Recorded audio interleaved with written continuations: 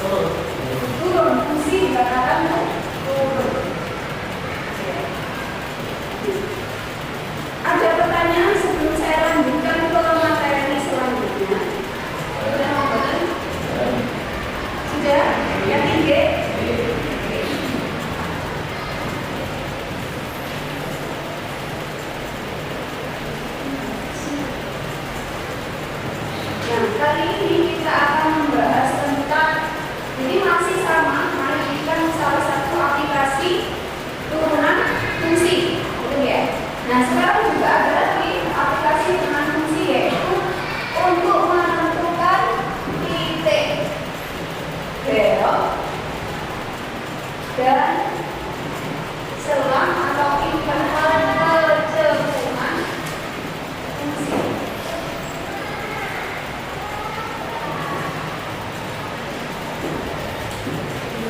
Jadi hari ini kita akan membahas tentang titik belok dan selang kecekungan fungsi. Nah, tujuan pembelajarannya kali ini yaitu siswa dapat menentukan titik belok suatu fungsi itu yang pertama. Kemudian siswa dapat menentukan selang kecekungan fungsi, baik itu cekung ke atas maupun cekung ke bawah. Dan siswa mampu menganalisis permasalahan sehari-hari berkaitan dengan kecekungan fungsi. Di sini saya punya suatu gambar. Kelihatan gitu? Nah, di sini ada suatu gambar fungsi fx. Jadi ada, nah, mengingat tadi materi sebelumnya, kita ini fungsi apa? Kalau di sini, jadi dia naik. Kemudian kalau di sini stasioner. Kemudian di sini turun. Kalau ini gimana? Kalau ini kan ini tadi naik ya. Terus ini turun. Nah, kalau ini turun atau naik? Turun juga kan ya. Kemudian di sini turun. Nah, tapi di sini ada yang namanya titik belok.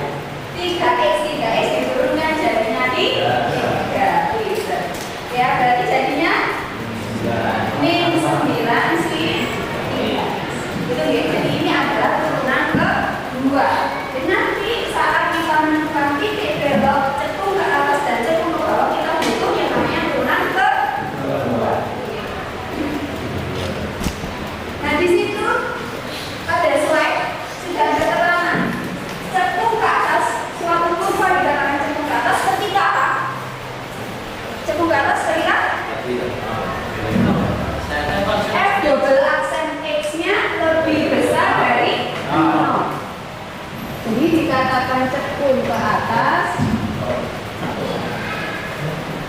Ketika F double aksen X-nya lebih besar dari 0. Kalau cekung ke bawah tadi apa?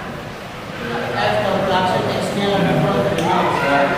Cekung ke bawah ketika F double kurang dari 0, gitu ya. Nah, bagaimana dengan titik belok? Kira-kira titik belok seperti apa? Ini tadi kan baru cekung ke atas dan cekung ke bawah. Kalau titik belok kira-kira sama dengan, gitu ya. Artinya yuk. Ya, aku jelaskan ya. Biasanya cuma dua yang menulis, nanti aku yang menjelaskan. Ya. Kan sudah dibantu oleh dominan. Turunan keduanya sudah. Kedua tadi katanya ini apa ini? Bentukan pembuat nol. Benar nggak? Kalau pengen tadi menentukan pembuat nol atau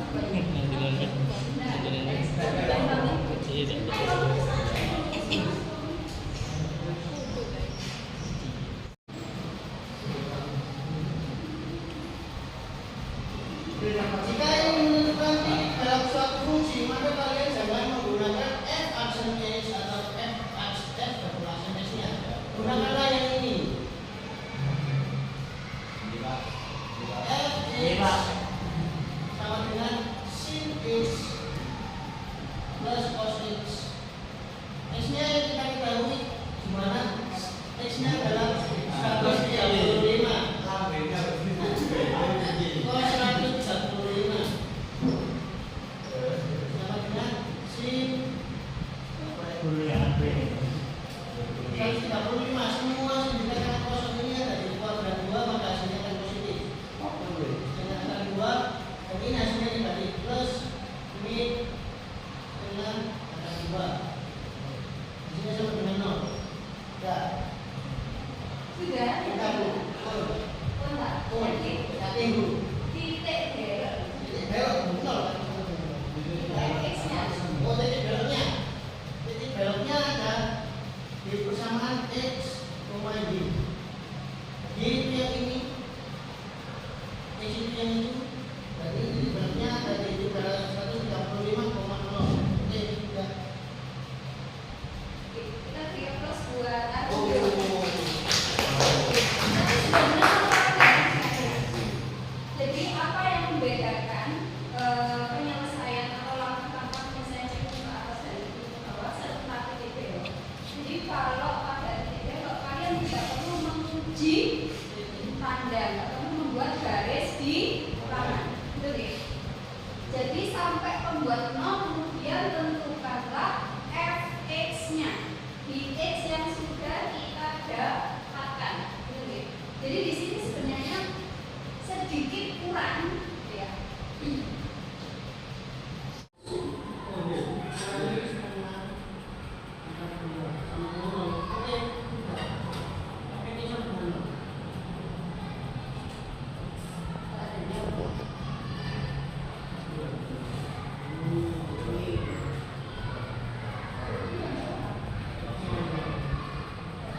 Berarti titiknya itu apa sih? Apa sih? Langkah pertama. Sebentar, sebelum langkah pertama. Tadi di situ mencari apa? Mencari apa? Ternyata mencari titik belok. Mencari titik belok. Syaratnya sih berapa? Kok bisa tiba-tiba sampean mencari turunan kedua?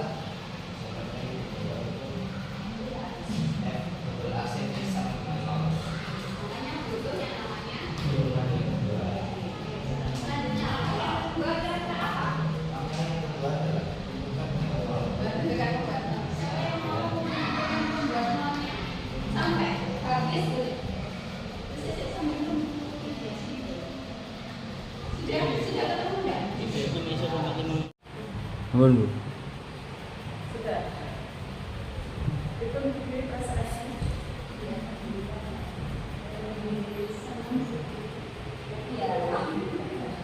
Iya. Apa ya?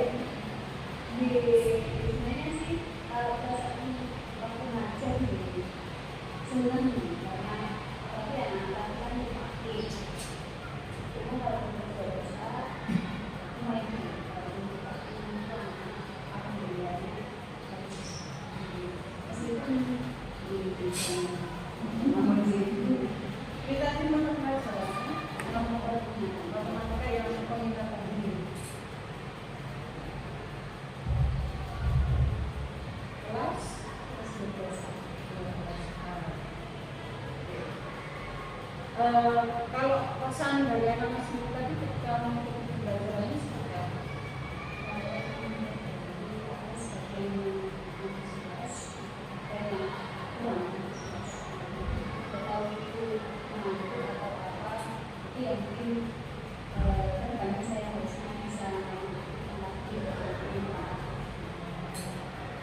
Kalau ibu yang terpilih dari untuk pembelajaran hari ini untuk ada institusi itu anak jadi bisa mengetahui di kehidupan sehari sebenarnya fungsi itu bisa digunakan apa, bisa digunakan gimana sih. Belum sampaikan masalah masuk ke nilai minimum dan maksimumnya. Jadi bahwa untuk menentukan sendiri karena akan bertambah tapi sih dihadapkan dengan menentukan nilai maksimum yang bisa digunakan nanti misalkan ada perusahaan yang permintaan atau penawaran yang atau membuat suatu mendistribusikan sesuatu yang mana biar teman-teman kita itu maksimal dengan fungsi yang bermacam-macam bisa diberikan dengan uji. Kalau dari hasil analisis data pembelajarannya tadi tetap sama semua ya? Iya, mungkin mengurangi satu bacanya itu yang mengaplikasikan permasalahan sebagai selesai masih juga soal kekeluargaan. Nanti dia permasalahan penting. Kalau umpan balik setelah pembelajaran hari ini apa? Umpan balik yang saya lakukan Yang untuk umpan baliknya jadi saya harus lebih banyak yang ini untuk masalah saya tadi itu dibuat dalam bentuk soal banyak lagi biar nanti anak-anak bisa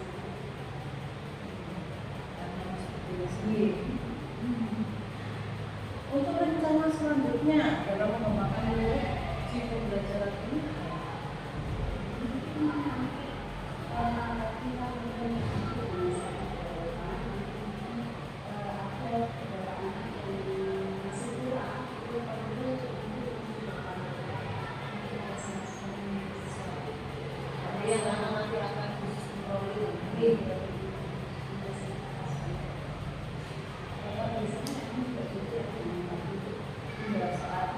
biasanya itu kalau yang nggak bisa itu ada ini apa namanya kecenderungan untuk aku masuk depan tapi ya saya